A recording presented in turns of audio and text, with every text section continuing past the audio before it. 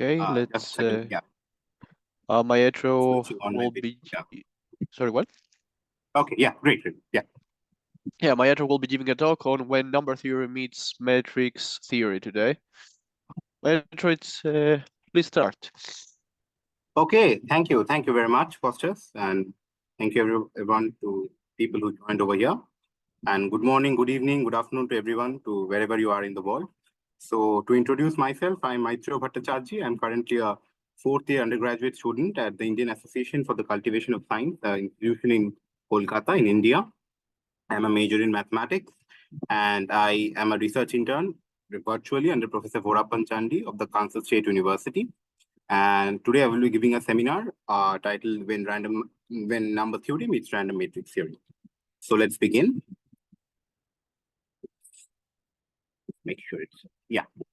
So first things first, so let me acknowledge the gratefulness I have towards my guide, Professor Chandi, for her guidance and encouragement in our weekly meetings every week, which has been happening for the last 1.5 years, which has helped me immensely to understand the subject in a broad manner and to gain new insights. I also want to thank the organizers of this particular seminar series because they have given me this kind opportunity to share some of the things in which I'm very much interested with my fellow audience. And if you're interested, then the slides of my talk may be found in my webpage over here, which I've posted the link, and you can log in over there anytime. And you can also contact me by email. I will share my email towards the end of my talk. To begin with, as we know, there are a number of fields of mathematics, and as the days are progressing, the fields are dividing into a number of subfields. And to tackle problems in each particular area of mathematics, we often have to use techniques belonging to areas which are very much far removed from that particular area. And sometimes even techniques and ideas from physics have been introduced to tackle various kinds of very classic, old and difficult questions in mathematics. Number theory, as we know, is one of the most oldest branches of mathematics, and it has been rightfully called by Gauss as one of the queens of the subjects. And there are a number of very classic and old problems in the field, which have been immensely difficult to solve, and we have reached nowhere in solving them. So the intersection between, let's say, number theory and physics is not a very ancient one. It just began, let's say, 50 to 60 years ago.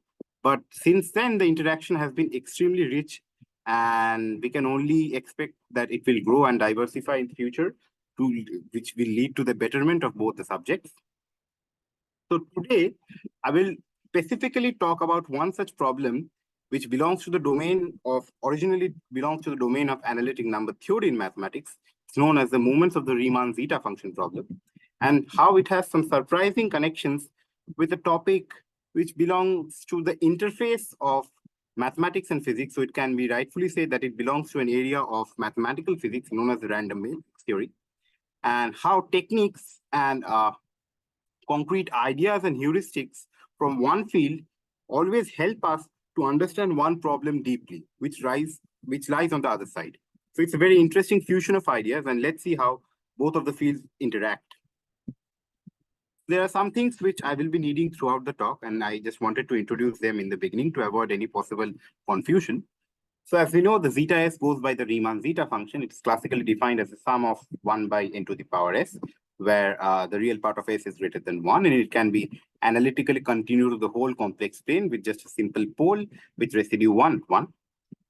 And the zeta function, of course, satisfies this particular functional equation in which it relates the value of s with the value of minus s. We are just moving past from one side of the plane to another side.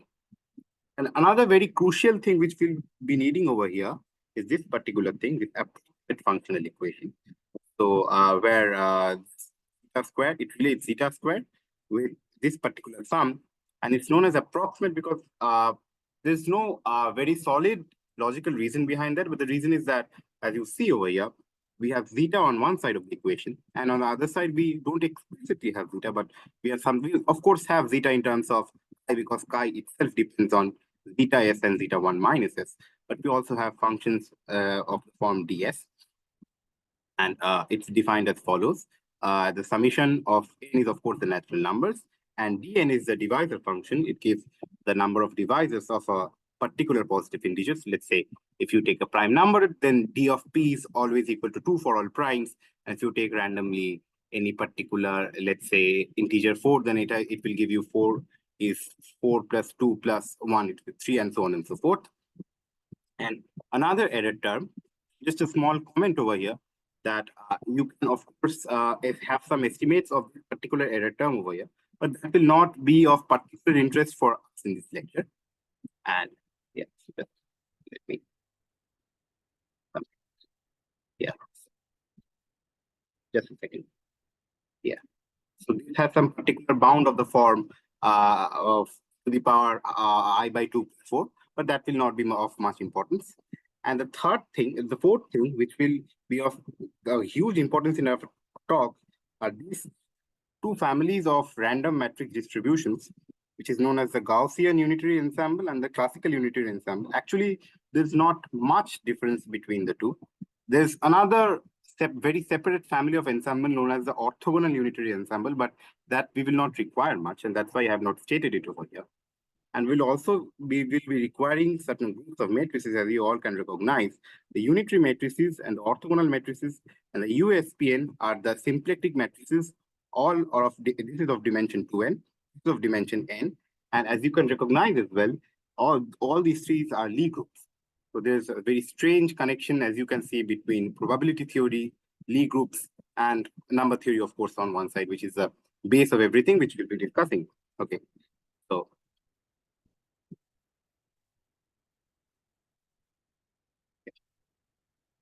yeah, so everything begins over here. So as we saw the definition of the zeta function, and we know that one of the great interests in number theory is the very famous and unsolved Riemann hypothesis, which says that all non-trivial zeros of this particular zeta function lies on the critical line. And by critical line, I mean this particular line of half plus it, where you can see the real part of this is half. And t is a parameter. It basically parameterizes the line. So this runs from minus infinity to infinity. So you can get the entire line. And what we do over here is that we take zeta of half plus it, the modulus of it, raise it to the power 2k, and then integrate it over 1 to t. And this is known as the moments of the Riemann zeta function. So this is a very classic and old problem in number theory. So by moments, at least for me, when I first came across this particular problem and term, so before this, I was familiar with the problem of calculating moments of probability distribution functions. I think we have all learned that in our probability and statistics course in our undergraduate courses. But things are extremely different over here because there is no straightforward and concrete way to calculate these. We just know a few cases, which we will see as we progress. But things are extremely difficult and complicated in this particular scene because this does not behave simply like any other probability distribution function which you come across every day. Let's say the uniform distribution or the Gaussian distribution, because it's a function and one of the most complicated in mathematics. So one of the reasons why we are interested in understanding this particular estimate is because it tells us a lot about the behavior of zeta function on the critical line, its spacing of the zeros, how sparsely are they distributed, and so on and so forth. So one of the first positive results in this direction, so you can see that if we substitute k equal to 0, then there's nothing much interesting. It's very trivial. So I've of course considered the cases with positive k. So one of the first non-trivial results in this direction was by Hardy and Littlewood in 1918. So when they proved that particular thing, the second moment, when you substitute, you usually call it the 2kth moment. That's because you can just put in k as 1, 2, 3, and you can get all the even numbers. So you can just, so they proved that the second moment is asymptotically equal to t log t. And this was a big progress. So, and almost 8 years later, Ingham showed that the fourth moment, so when you substitute k equal to 2, then you get 4. And the fourth moment, yeah. So the fourth moment is proportional to 1 by 2 pi square t into log to the power 4t. So you can see that how strangely things change is when you just go from one power to another power, just one power high, and things start to become a bit more complicated. So after that, what happened? There were a number of attempts, but in general, people could not go anywhere when they considered the power when it was 6 or even 8. In 8, things became even more difficult. Even in the case of 6, for a number of years, there was absolutely no progress. But I guess concurrently at the same time, when people were working on this particular problem, they kind of conjectured a form for the asymptotics when you take in general. So as you know, in mathematics, we are all always very much interested in the general case. So it has been conjectured that the moment of zeta of half plus it, it was at least considered conjectured at that time, is proportional to something of this form when the limits are 1 to t of ck into t log the power k square into t, where ck is always positive. And there's one small trick involved over here. So if you just change the limits from 1 to t to 0 to t, it won't be that much different. It can be shown that they are equivalent. In this particular asymptotic on the RHS is of this form. Into pk log t, so this particular error term, where the power of the error term is half plus epsilon. And the main reason why I explicitly write this particular thing over here is that the form of this asymptote will be important in the later part of the talk when we will be discussing the very recent developments surrounding the problem. So over here, k is a polynomial of degree k squared. So if you ask me that how did they conjecture this particular form of the asymptote, how did the degree come, how did the error term come? So my answer to that will be it probably was verified with some numerical calculation and by the previous results obtained. And so the pk is a polynomial of degree k squared with the leading coefficient with being gk divided by k square factorial, where gk itself is k square factorial. And so as you can see, we have a k square factorial down over here. We have a k square factorial here as well. And so the main reason for the k square factorial to appear in the beginning of this term gk is we need to make the coefficient of the leading term an integer. Because if we, let's say, divide an integer by a very large integer, let's say 6 by 250, then it won't remain an integer, right? So that's the reason for choosing this particular form of the coefficient. And AK over here is equal to this particular form. Actually, this form was not originally conjectured. It was conjectured in some separate manner, and it can be shown that these two forms are equivalent. So this was the development regarding this problem in the most general setting. And then around the year 1998, sorry, I just forgot to mention the year over here. I've cited that in my reference. So Brian Conroy and Amit Ghosh made conjectures regarding the sixth moment of the Riemann zeta function. And the proof of, so the paper is heavily based on the approximate functional equation, which I discussed right in the beginning of my talk. So what they conjectured is that if we take the sixth power of this particular thing and you integrate from 1 to t, then it's approximately equal to 42 by 9 factorial and into this thing. So one important thing to note over here is that in none of the cases I'm writing exact equal to, it's always the asymptotic result, this particular complicated thing. And so as you see, so you can arrive here from here basically. And that's why I just explicitly wrote down the expressions of AK over here and GK over here, so that you are multiplying them, you are getting this particular term. And their proof is based on the approximate functional equation and a number of other techniques. So I just wanted to discuss some over here. So if you take the sixth moment, so what they do in their proof is that, so basically they start with this power 6 and they consider the multiplication of that in terms of a fourth power and a square. Sorry, will be a 2 over here. Yeah. So this is pretty standard for any proof to begin. And then they apply this particular approximate functional equation on this part. And then they arrive to something. And then they do some integration by parts and apply a particular technique, which I will be discussing in my next slide, to obtain this particular asymptotic. It's not that easy, but it's a very condensed paper. Like the length of the page in the paper is, I guess, about 7 to 8, but they have skipped a lot of calculations. It appeared in the IMRN.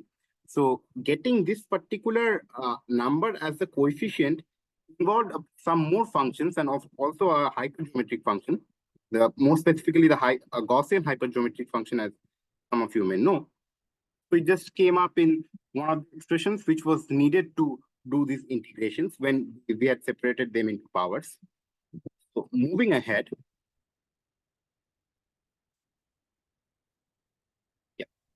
Yeah, sorry to interrupt you, but I have a Yeah. quick question. So while considering the moments, why you are like taking all the even powers? Any reason for that? Probably, yeah. So this was my question as well when I just started studying the topic. I want to inform you that there have been works regarding the fractional movement as well. Not many, I guess one or two. And there have been works regarding the negative movement as well.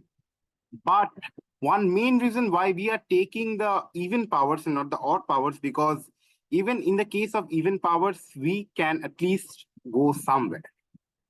Like the results of Hardy and Littlewood and Ingham, which I discussed right in the beginning, all of them were unconditional. But the results which were obtained in the case of, let's say, the negative powers of the Riemann zeta functions, those are all conditional. I mean, assuming the Riemann hypothesis. So one of the reasons why the even power is more popular than the odd power, because you can at least tell something in some form of the other, either in terms of exact calculations or heuristics about the results. So that's a viable reason for considering this thing. So does that answer your question? Yeah, thank you. Thanks. So moving ahead.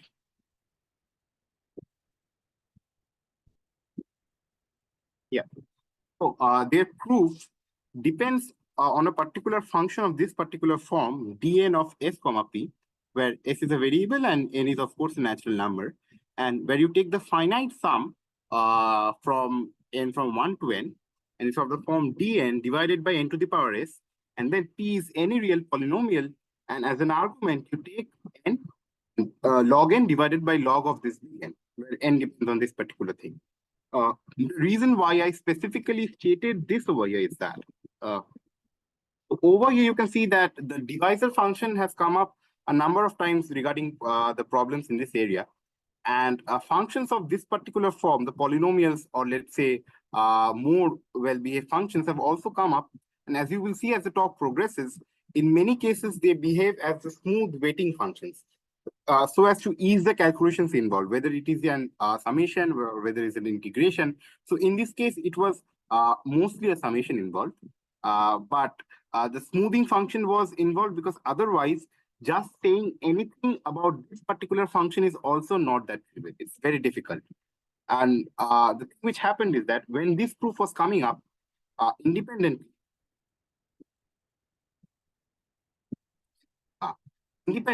I guess some small time period later, Condrey and Gornick arrived at the same conjecture using a very different technique, and which uses something known as this particular thing, this long Dirichlet polynomial. Actually, the expression which I've highlighted over here is dn by n power s, actually a Dirichlet polynomial.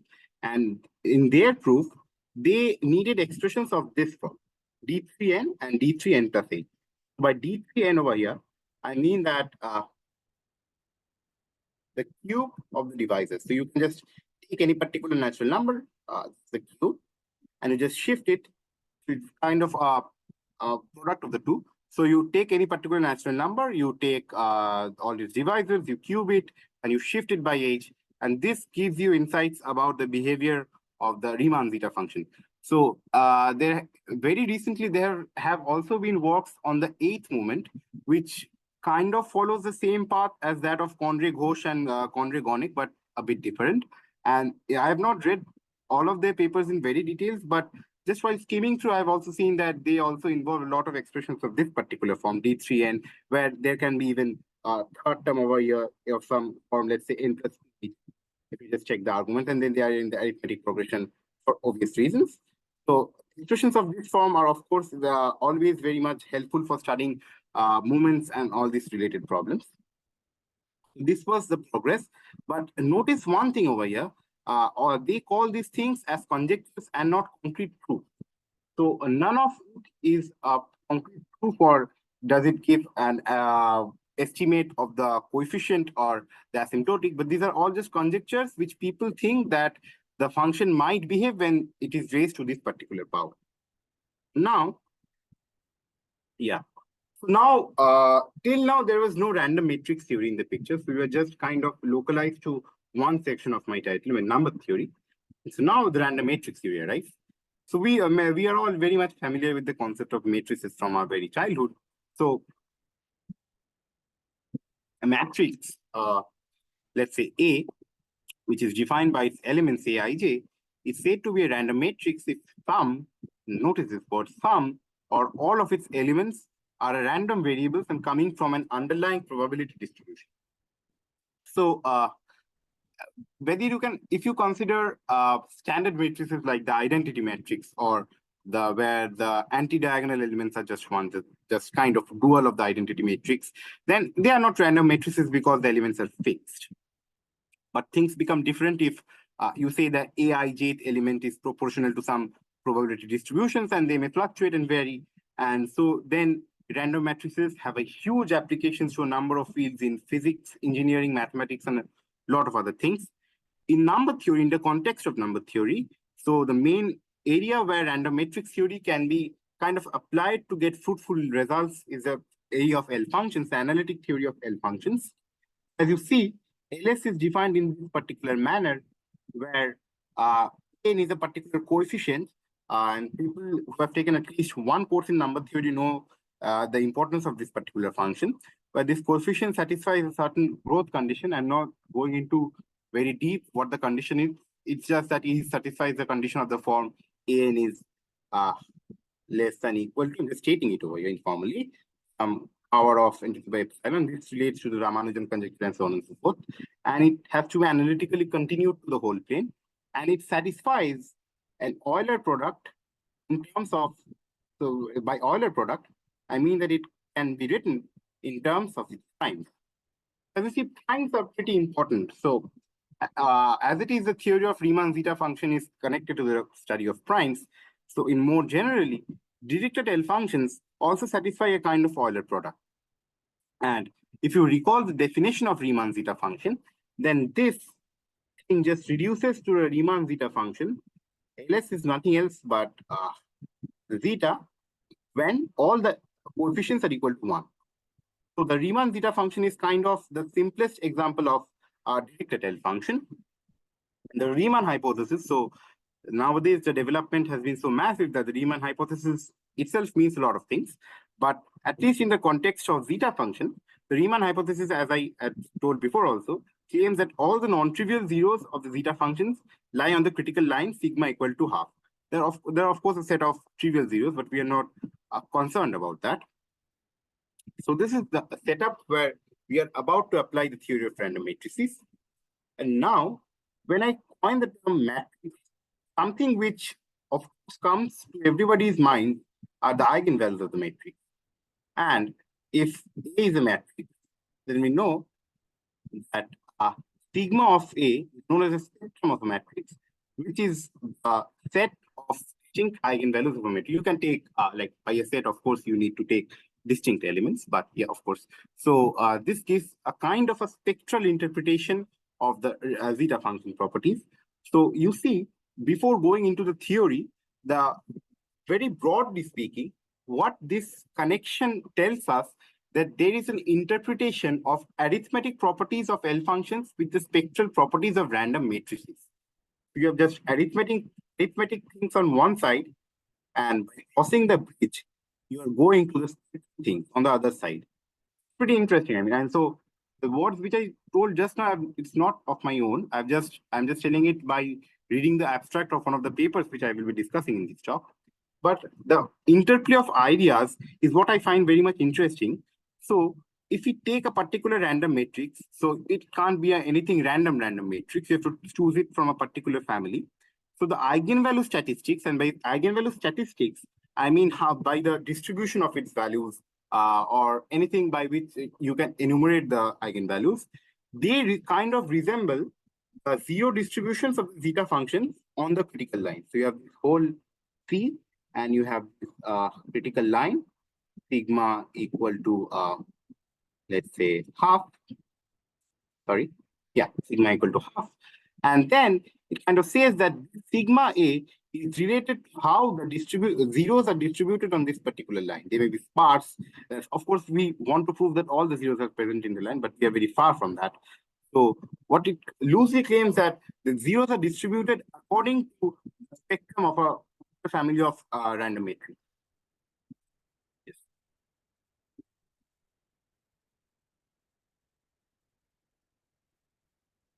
So yeah. So now we are concerned with the critical line. So if you label the nth zero by rho n, and then you define a particular quantity associated with rho n, which is known as this thing wn. So the reason for defining this is that it helps us to state the next conjecture about which I will be discussing. It's known as a pair correlation conjecture. Sorry. Yeah. So the reason why I came from rho n to wn is that if you just take rho n, so that will not tell you much about the distribution of the particular zeros. So when you, at least in the context of the zeros of Riemann zeta function, it's better to work with the difference and the kind of scaled up zeros. So you just scale it by 1 by 2 pi and take the log of the absolute value of it divided by 2 pi. It will give you a particular function, this thing, quantity Wn. And then if you take the correlation between these pairs, I'm just sorry for the typo. If you take the correlation between this particular quantity Wn, by correlation, I mean, explicitly speaking, terms of this form, Wm minus Wn, where m and n are within a particular limit. At least this is the form in which Montgomery studied it originally, way back in the 1960s, I suppose. So this pair correlation can be given a very beautiful closed form, which is given by this thing. Delta is always an like an error function. But the main term over here is this thing, 1 minus sine of pi u divided by pi u whole square. This was the result of Montgomery. And when he was studying it, originally he had no intention of either linking it to random matrix theory or even any connection. So it was, as the story goes, it was fine. It was a fine afternoon at the Institute for Advanced Study at Princeton, where both Hugh Montgomery and Dyson were working. And I guess it was at one of the tea sessions that they were conversing. And when Montgomery was discussing some of his works with Dyson, it was not long before Dyson found out that what results Montgomery had obtained had absolute direct linkage with some of his very recent work. So this tells us about the importance of interdisciplinary collaboration, discussions, seminars, meetings, and so forth. So Dyson just figured out, because he was, though Dyson has a lot of contributions to mathematics as well, he was primarily a theoretical physicist. So he just immediately figured out that this is same as the 2-point correlation function for the random Hermitian and unitary matrices, which he was studying in the context of nuclear physics. Apparently, it had nothing to do with number theory, but so happens that it does, and it does very deeply, as n tends to infinity. So the reason why this n has to be large should not be very much unfamiliar, because even in probability and statistics, we are often interested with the behavior of the system when n happens to be very large. So we of course study small systems, but in most of the scenarios, we are interested in large scale systems when things happening where the number of parameters are pretty large. So he just figured it out that this 2-point correlation function over here, 2-point, that's why it's known as the pair, exactly same as some calculations which he had obtained from the nuclear physics study. And so then a huge amount of study began. And what happened next is what I will be discussing. So, and a few years later, Odlyzko, who was, if I'm not wrong, an engineer originally at Minnesota, he supported Montgomery's conjecture by extensive numerical computation. So as you can see over here, so the blue things specify the spacing of the zeros. So the blue thing corresponds to this Wn, and the black line over here responds to the calculations obtained by Dyson. So you can just see, excellent, the things agree. So this was the thing. So this kind of numerical support was very much essential for asserting the rightfulness of this connection. And later there were a number of works in this direction as well. So the main take forward message from here is that a special kind family of random matrices was involved in this study. And this is known as the Gaussian unitary matrix. I will just define it shortly. And one of the special cases is known as the Dyson exponent, as Dyson defined it. The beta equal to 2 Gaussian unitary ensemble. By ensemble, I mean a family of matrices and distribution is one of the most common families of random matrices, which are, of course, very much important in this particular context. And Gaussian, as you all know, is very important even in the context of in normal process or anything in physics, any distribution, and many problems in statistics as well. So it's kind of not very much surprising that the Gaussian thing arrives here. And this is what exactly I mean by a Gaussian unitary ensemble. It's described with this particular density, and this is a normalizing factor to make this, if integrate this thing becomes equal to 1. And this H is a square Hermitian matrix, and you take a square of it. And this ensemble is described in terms of this. So if n is the size of the entry, and it's by scaling up with a normalizing factor, you get this closed form for a Gaussian ensemble. And so as we see that we are very much concerned with the unitary case over here. So there are two more other popular families of random matrices known as orthogonal and symplectic. And those are also quite useful for some other families of functions. So following this work by Montgomery and Dyson, so Rudnick and Sarnak, we extended the 2-point thing. So as you see that previously we were concerned with pair correlation. What about n? So as I had already said that as mathematicians we're always concerned with the general scenario. So Rudnick and Sarnak extended this to n-point correlation functions and zeros of other L functions which are more complicated than the Riemann zeta function. So there the coefficient is not trivial, constantly equal to 1, but something else. And then it's Katz and Sarnak, which has been popular ever since then, been known as the Katz-Sarnak philosophy, has studied the zero statistics of various L functions averaged over families, and by families over here, I mean various kinds of, let's say, values which are uniform, which are relevant to the study of that particular class of L functions. They are kind of linked. So what the Katz-Sarnak philosophy say is there's the zero statistics of L functions of this particular form of a n by n power s, are linked to the study of eigenvalues coming from these particular classical groups. So one very personal comment which I want to make at this stage is that, so if anybody in the, I guess many of them have studied at least some basics of quantum mechanics, knows that one of the most important objects in the study of theorizing this quantum mechanics is the unitary matrices and unitary operators in general. So when I was reading their papers or their works, so it kind of surprised me that this unitary matrix is very much relevant in the case of the Riemann zeta function, the simplest case. So this kind of hints to some other deep connections which we may discover between theoretical physics and number theory in the future, because two very much ubiquitous objects sitting on two different sides of a particular thing are kind of linked.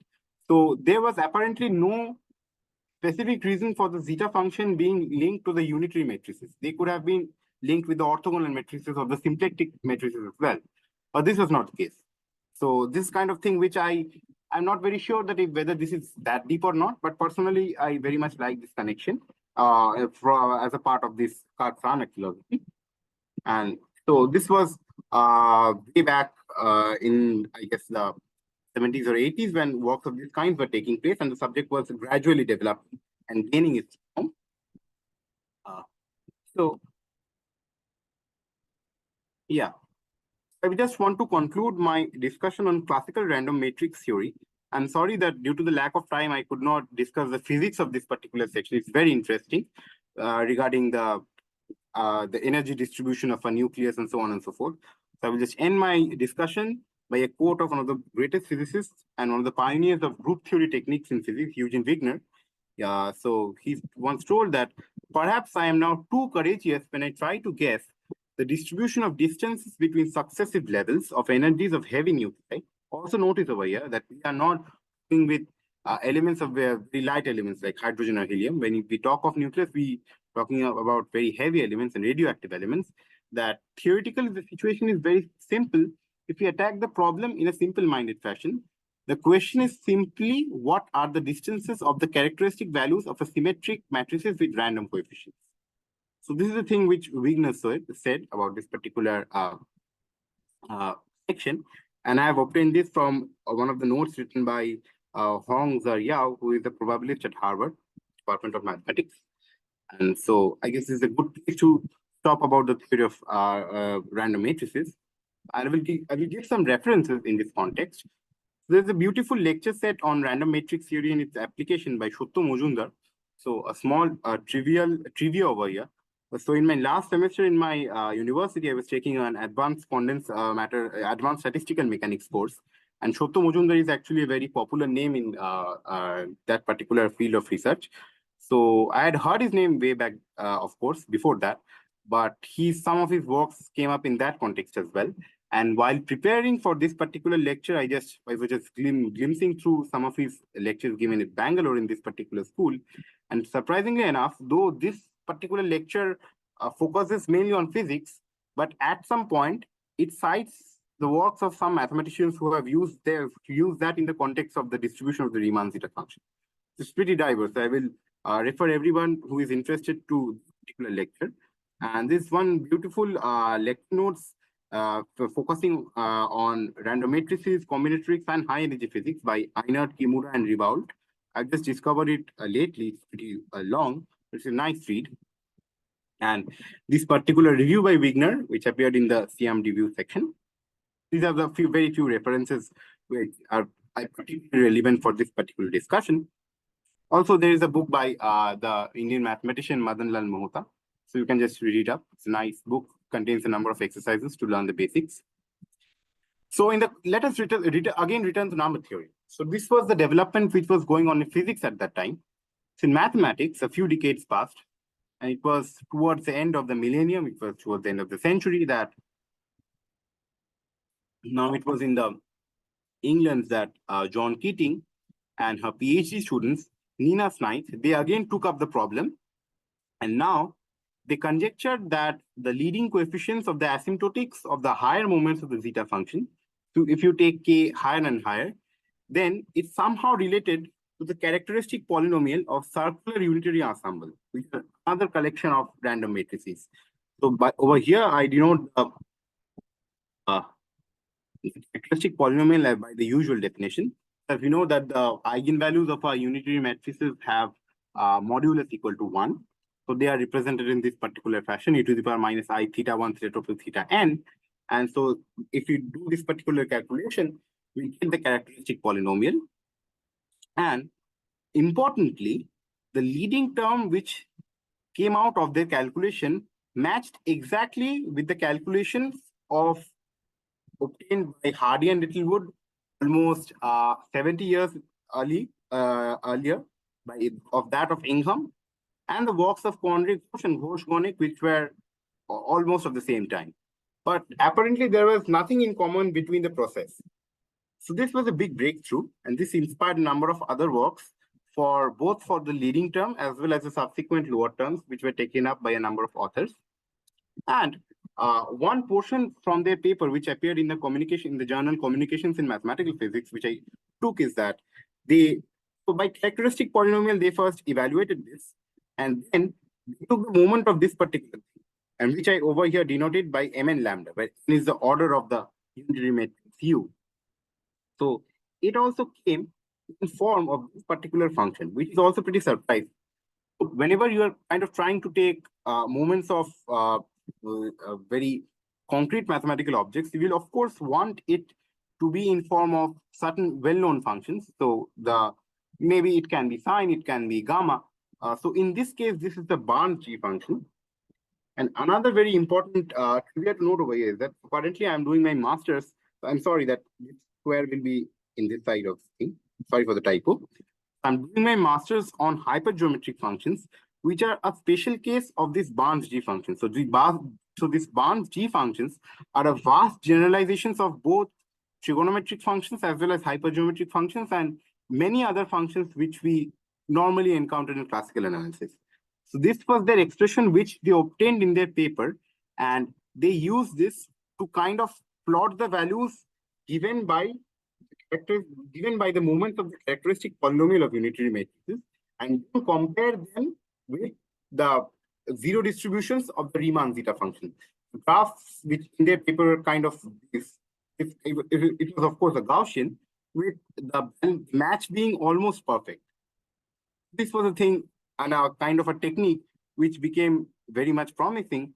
And then people thought of why to restrict us only to the leading term. We can also do something regarding the other terms as well, like the terms with lower powers of n and so on and so forth. So that's what I will be discussing in the last part of my lecture. Yeah, so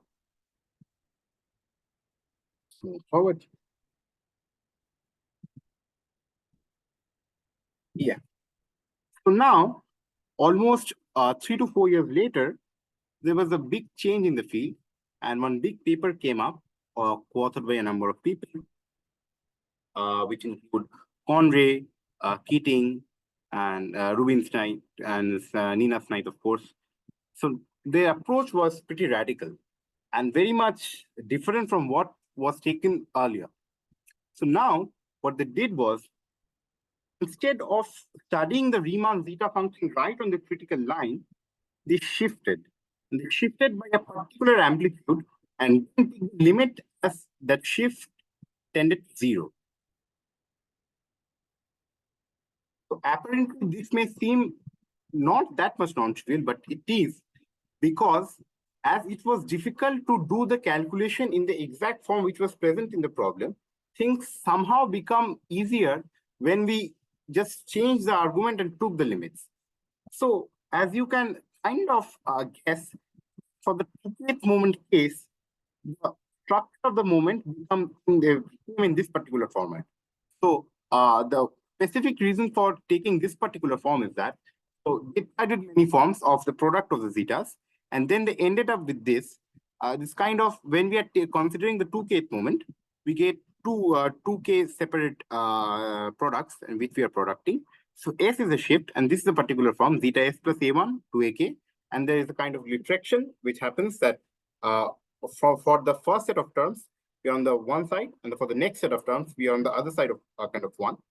And then, and this we define as zeta S alpha, and alpha is over here means a 2 vector. So alpha basically means alpha 1, alpha 2 up to alpha 2k. So it's not just an ordinary, so or A1, A2 up to AK. So this would have been better if I could have written over here A. Sorry about that. So now the goal or the problem of computing the moments reduced to a completely different problem of evaluating this particular integral. And the reason, and dt is a smoothing function over here. The reason, because this appears, it's pretty similar to why Conray and Ghosh had taken that polynomial of the form log n by log n in their calculations, which they had done 4 years previously. So this basically helps in doing this particular integration. And this is a huge paper, by the way. It's almost 70 pages. It appeared in the Proceedings of the London Math Society. And the case which I will be particularly discussing in this talk is that of the Riemann zeta function. But in their discussion, they considered more general primitive L functions as well. So this is the basic setup of the paper, in which they kind of shift from the main goal, and they recover what they want to get from the heuristics or the conjecture. Proceeding, we see that what's the general recipe? So when you are deviating from a particular goal, one thing which should always be in mind that somehow we have to return. And by returning, we shouldn't lose much information. Otherwise, the entire kind of motive for studying this problem dies. So what they do now is that in each term of this particular expression, they use the approximate functional equation for zeta, and then they substitute it. So as you know, that approximate functional equation has 2 terms. If we ignore the error term, then you multiply of them. So there are k brackets, so you get 2 terms from these 2 brackets. And by doing some calculations, one can see that if there are 2 to the power 2k terms, the number of terms which will actually be contributing to the moments are choose. Now the reason behind this is pretty unclear now as well. I will be discussing that. And after getting that, we will keep only the diagonal terms. Diagonal terms are kind of the leading terms which are coming from a particular bracket. And so then we sum that. And when we are summing that, the diagonal terms are of the form, so there are no negative powers involved in the diagonal term. So they contribute to the maximum to the moment calculation. And when we sum that, it's of the form m of s comma alpha, where this alpha also involves terms of the form a1, a2 up to a power 2k. And then what we say is that by ignoring the non-contributing term, we take the same integral. I mean, not the same integral, because there an error term comes over here. So what we say is that expression of this form is equivalent to expression of this form, where n is this particular thing, the sum. So the expected value as we take over the entire real line is kind of equal to what it should have been. And as you can guess, we have a numerical term over here, in the form O of t to the power minus half plus epsilon. So, so no exact calculations are yet known for this particular error term. So we have not been able to totally avoid that or reduce the power of it. But extensive numerical calculations, which are also again done at the end of that paper, has revealed that they have matched very much with the predictions which were done regarding the higher power moments. So now I will just discuss a few concrete cases. So by the particular recipe, if we take the second moment case, just k equal to 1, then we get this just one bracket, and this of this form, 1 by the power s plus alpha 1. And then we just simplify that. And then we get this particular thing. And you see, in two cases, there are just one chi term and another summation term. And see over here, I have not even written the summation term because I don't care. And the reason why I don't care is that they don't contribute because they oscillate a lot. But terms where there are two chi's, they do contribute. We can't ignore that one. So over here, you see that we are considering the second moment. So it's choose 2 into 1. So the number of contributing terms should be 2 into k. It's 2 to 1, it's 2. As simple as that. And so the takeaway from here is that the terms with one chi are not considered because they kind of oscillate very rapidly for them to contribute anything meaningfully. And chi is given by this form in the approximate functional equation. But one thing to note over here is that though I use the term that they oscillate very rapidly and don't contribute, there's no mathematical rigorous reason for them to not contribute. And you will be surprised to know that even in their paper, in one of their remarks, all the 4 or 5 authors have stated that it's still not clear that why the chi term isn't contributing. But what we see is that if we ignore the contribution of the chi term, we are getting kind of results which are matching with the predictions. This is kind of an ad hoc thing, I know, but this is an individual contribution of a chi term. But when we take chi terms, one coming from one side of the product and other coming from another side of the product, then it's of the form this one. And this does not remain negligible. This kind of contributes, and then we have to take it. And this can't be ignored in the calculation. So let's go to the next case. As you see that this is very computationally intensive, and computing them by hand becomes very difficult. So in their paper, so expressions of forms are pretty common because they are dealing with the moment in general. So over here, as I'm mainly considering the lower powers, so expressions of this form are pretty very much common, because when you work in the most general setting, they're writing down everything explicitly is pretty difficult. So you get 4 particular brackets in this fourth moment shifted case. And before just multiplying them out, I want to discuss a notion of a swap, which is again described in the paper. It's pretty interesting. So if you are given a 4 variable function, a1, a2, a3, a4, so a k-swap will be the number of sign changes in AI in this 4 variable function. For example, if you see, if you go from a1, a3, I will explain what's going from a1, a2, a3, a4 to a1, a2 minus a3 for me in a while. So if this is minus a3 minus a4, it will be a 2 swap, because there are 2 sign changes from the original argument. And if it's a1, a2, a3 minus a4 or minus a1, it's a 1 swap. So I guess the reason why I am calling it a swap is pretty clear. And in the context of this particular product, important because Yeah. So, and just a small side remark, in their paper, they also provide a beautiful closed formula for this particular quantity of Z U1, U2, U3, U4, given in terms of a gamma function. And they don't prove that, but they refer the proof to a paper of Motohashi, which I have not been through. So, but proof is, I guess, somewhat based on trigonometric arguments. So this is the swap thing. And if you multiply the terms out, so taking the first term from each bracket, you arrive at this thing. This is the main diagonal term, known as a diagonal term with zero swaps. It was A1, A2, A3, A4, it remains A1, A2, A3, A4, there are no changes. But you have to consider the other terms as well. And when you consider the other terms, you see that number of swaps affect. As you see, this thing is important because there is one term of this manner, one term of another manner, one term of this thing, one term of this thing. So this is that kind of thing. And then in terms of these forms, the similar terms, they also contribute. This from one side of the product, this from the another side. Similarly, this one and this one. See that I've ignored I have not even written all those terms. I've ignored the terms which come up with only one chi. That's the reason. Or with chi from just one type.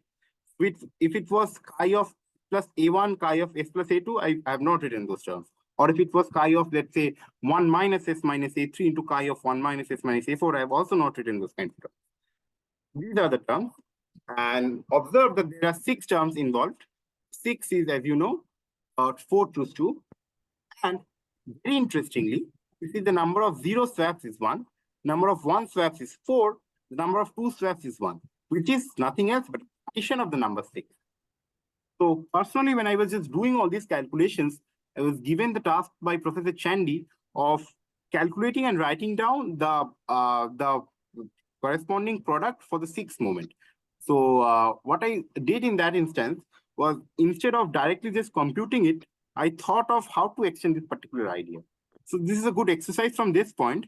So what you can do is that for the next case, for the case of equal to 3, by following the exactly same manner, you can predict the number of swaps. And you can, like, without doing all those long calculations, you can predict what will be the main term, predicting the number of swaps. Because if you get the number of swaps, I'm sorry to interrupt you. We're getting close to time, so I can see I how will many just wrapping up slides you within are. 2 minutes. Okay. Sure. I'm just wrapping up. Cool. Yeah. So this, by getting the number of swaps, you can say something about the exact calculations. So for 6, we will have 20 such terms, and it is not easy to enumerate the number of 0 swaps or 1 swaps or 2 swaps. This is a good exercise to be done from this particular end. And towards the end of this paper, so what they do is that by doing all those calculations, they finally reduce the moment thing to kind of polynomial. That's an error term. As you can see that this polynomial involves a long contour integration. Personally, I have not studied this part in details, but I think that it will be a very interesting study. And this del square Z1, Z2, Zk is a symmetric function. It involves certain van der Monde matrices and some other things, binomial calculations. I will go through them. So, and this thing plus an error term. For this portion, you can have exact calculations, but for the error term, you need to do some numerical conjectures. And when you finally get the answer and match with the conjectures which were done some 100 years ago, you magically see that those 2 things match. That's a great thing.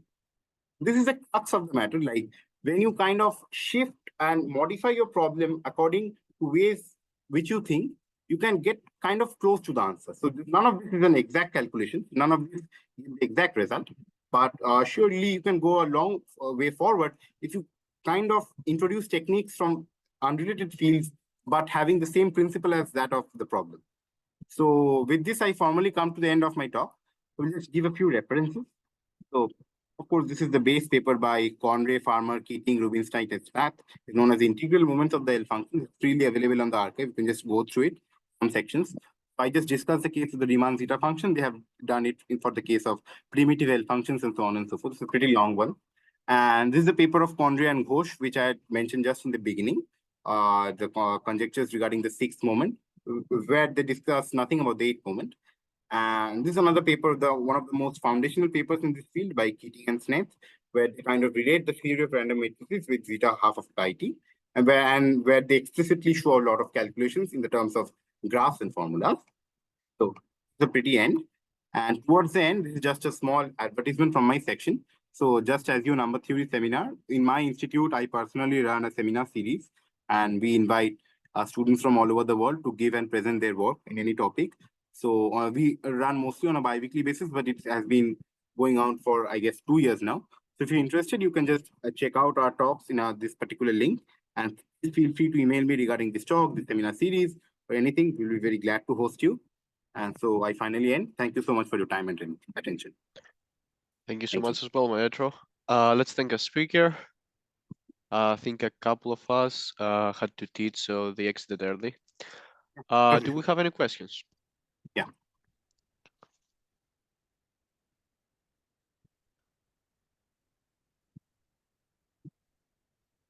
So a quick one I had is in the shifted Yes. moment when you mentioned that you create a vector AI until A to K. First of all, is there a symmetry on your vector or not necessarily? And are those elements real numbers?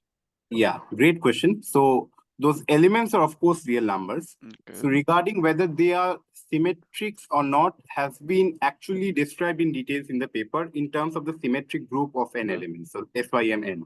So apparently, so if you just blindly look at the function, it will be difficult to say. But as far as I know, in their paper, they have given explicit calculations considering the symmetry. So in cases where, like, let's say, the way we do have how the symmetry. symmetry thing affects the thing. So I guess the main case where the symmetric thing comes into the picture when we are doing the contour integration near the origin. So that's the case where the symmetry thing contributes something non-trivial. But otherwise, the things are pretty like, let's say, non-affected by the symmetry thing. So things which affects the most is the chi thing, because it determines which term will be there and which term will not be. And otherwise, things are just in terms of other mathematical quantities. Yeah. And was there a natural bound on the size of the elements compared to S? We Uh, said small, but we didn't mention yes. how small. So as far as I know, still not. But Okay. I have heard from Professor Chandy that there have been some recent developments along this problem as well. So I'm not pretty sure that whether in the, let's say, last 4 or 5 years, there have been some bounds obtained or not. But at least at the time when this paper was written and this work was done, there was no particular bound. People were more interested in relating their calculations with calculations which were done, let's say, 50 or 70 years back. So instead of focusing on originally on the moments of the quantities, they were more interested in making those connections. That was the point. Fair enough. Yeah. Yeah. All right. Any other questions? Okay, let's thank our speaker again. Thank you very much. Thank you.